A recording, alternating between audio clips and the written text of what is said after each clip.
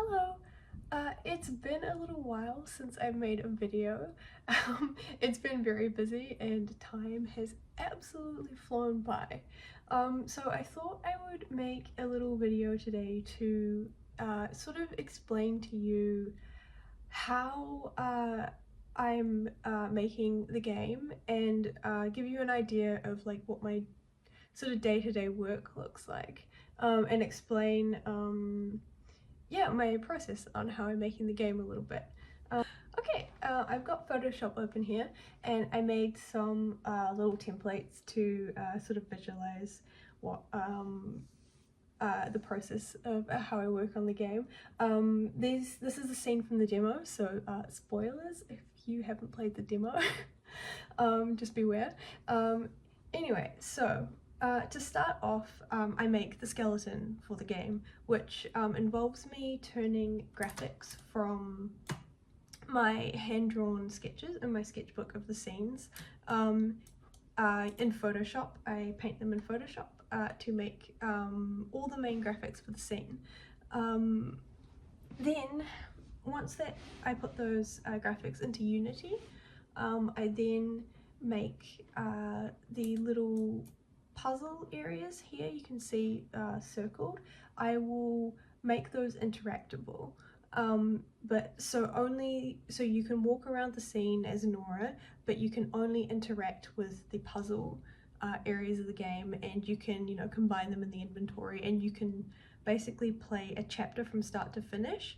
But there's no fun little animations, there's no dialogue, or the puzzles are not fleshed out. They're just very basic. Put this here, pop that there, combine that here, and there's none of the nice little extras you get from solving the puzzle. And so basically it's a skeleton. You can play through, but it's not particularly fun. It's just there's no little extra bits of lore or anything, or animation. Then we move on to the meat. Here we go. So this is where most of the work happens, as you can see. So now all those little areas in the game that you could see that they looked exciting, but you couldn't interact with them yet. You can now interact with them. So for these bits, I go and obviously make them interactable, but I also paint the extra little views or scenes, so you can explore them further, and so I will paint the graphics for those. And this is also fleshing out the puzzles too, because a lot of the puzzles you get clues and like hints for the puzzles in these areas. And I will also add extra bits of lore, just to help the narrative of the game, and also just for people who you know, like a little extra lore in there, to get a feel for the culture of the game and this in particular, Gruesome Grove. I obviously need to draw the extra graphics for this, and this is where I will add the dialogue too. So I'll add all the little reactions, I will flesh out conversations, and to look for spelling errors as much as possible. And yeah, so this section's a lot of work and it takes quite a bit of time, because yeah, this is where you're adding all the meat. Okay, thing that I do is the decoration. So this is where you're adding all the sort of finishing touches, all the final bits of polish. And in this stage, I add all the inventory descriptions. I will add the object highlights, so if you have highlights turned on in the game, because you can turn them off if you want it to be a bit harder, but if you would like them on, I add those, so when you move your mouse around the screen, it'll let you know which objects or areas you can interact with. I will also go through and add sound effects, and all those nice little things. I will also add the music that my friend Kim is working on. a little spoiler in there to cover up. And then the most important part after I've added all these little bits is playtesting.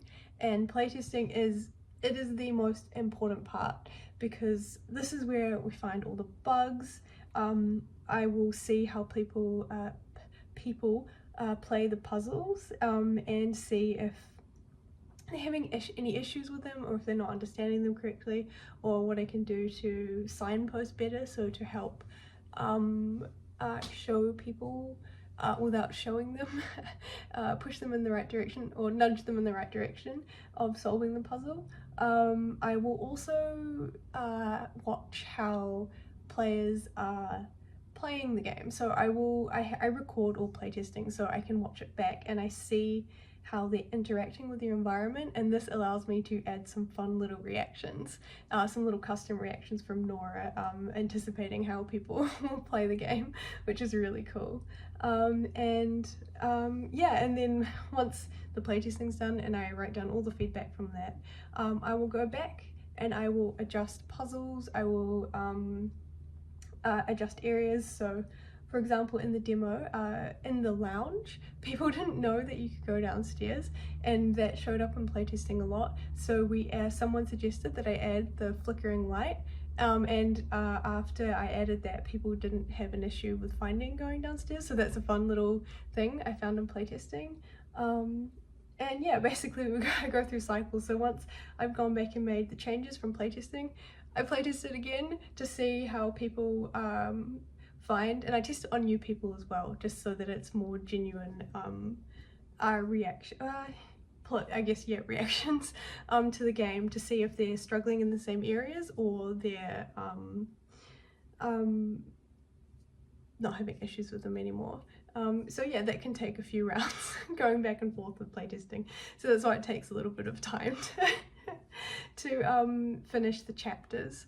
And yeah, so that's sort of what my work looks like at the moment. I am going through for each chapter, basically adding the meat to the skeleton, or the skeletons, and I'm adding in all those extra fun bits of lore, animations, dialogue, and doing a lot of tweaks, and then I'm adding in all the decoration bits, so the inventory descriptions, sound effects, highlights, and then yeah, playtesting, lots and lots of playtesting, to get it as bug free and as the gameplay sort of as smooth as possible. And yeah, I just thought I'd show you a bit of what I'm working on. Well, I can't show you exactly what I'm working on at the moment, but sort of an idea of what I'm doing at the moment.